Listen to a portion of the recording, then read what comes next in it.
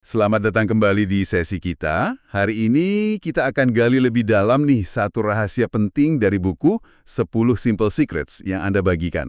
Fokusnya di rahasia sederhana nomor 6, jaga agar tetap singkat. Anda pernah nggak sih merasa ikut rapat atau dengar presentasi kok? Oh, panjang banget gitu. Nah, kita bakal bedah kenapa justru membuatnya ringkas itu bisa jadi kekuatan utama kita. Mari kita mulai. Iya, betul sekali. Dan ini kekuatan ringkas ini sering banget diremehin loh. Padahal di zaman sekarang yang informasinya melimpah ruah begini, kemampuan nyampein inti pesan itu wah penting banget. Buku ini nunjukin gimana komunikator-komunikator hebat dari zaman dulu sampai pemimpin bisnis sekarang itu paham betul soal ini. Ini bukan sekedar potong-potong kata aja, tapi gimana memaksimalkan dampak dalam waktu yang ya singkat. Di buku Anda itu, ada contoh yang menurut saya kuat banget.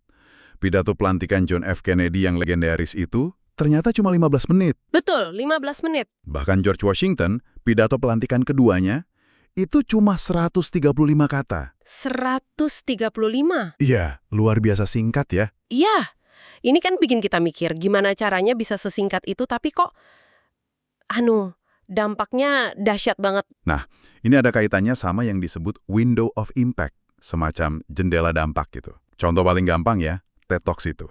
Mereka kan menerapkan batas 18 menit per pembicara. Kenapa coba? Kenapa tuh? Ada alasannya ya? Ada risetnya. Jadi perhatian audiens itu cenderung, anjlok drastis setelah sekitar 10-18 menit. Lebih dari itu, otak kita itu bukan cuma capek, tapi mulai ngalamin yang namanya cognitive backlog. Cognitive backlog, itu istilah apa lagi tuh? Makanya banyak format komunikasi yang efektif lainnya juga main di rentang waktu segitu.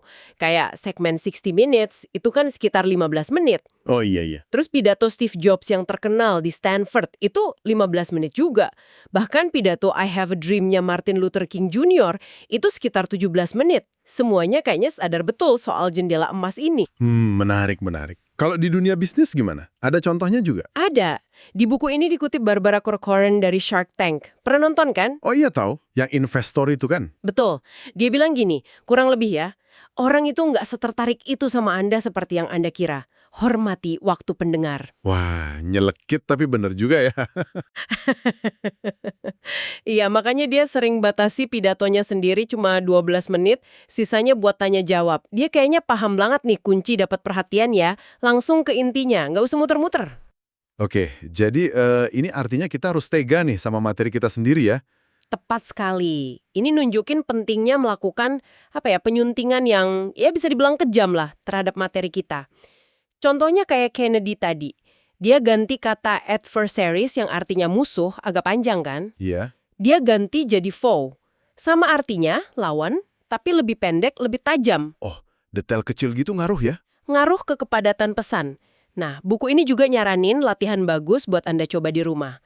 Coba deh, bisa nggak jelasin ide Anda atau produk atau tujuan Anda dalam 25 kata atau kurang? 25 kata? Wah, pendek banget itu. Thomas Jefferson. Di batu nisannya, dia cuma pakai 22 kata buat rangkum hidupnya. Latihan kayak gini maksa kita nemuin inti dari inti pesan kita. Menyaring esensi, gitu. Tapi bukannya ada risiko kalau kita terlalu fokus motong-motong informasi penting malah jadi hilang. Gimana imbaginya tuh? Pertanyaan bagus. Kuncinya memang bukan sekedar motong asal-asalan, tapi lebih ke memadatkan esensi dan membuang yang ya nggak perlu-perlu amat. Fokus ke pesan inti yang wajib diingat sama audiens. Apa sih satu hal yang mereka harus bawa pulang? Pengeditan yang cermat itu justru mempertajam pesan, bukan ngurangin substansinya. Kayak Anda buang lemaknya biar dagingnya lebih kerasa, gitu. Oke. Paham. Jadi menghilangkan lemaknya ya, bukan dagingnya. Betul. Kejelasan itu seringkali datangnya dari keringkasan kok. Jadi buat pendengar nih, gimana ini bisa langsung diterapkan? Coba deh pikirin presentasi, atau rapat, atau mungkin email Anda berikutnya. Ada nggak bagian yang rasanya bisa dipangkas, biar lebih tajam, lebih to the point?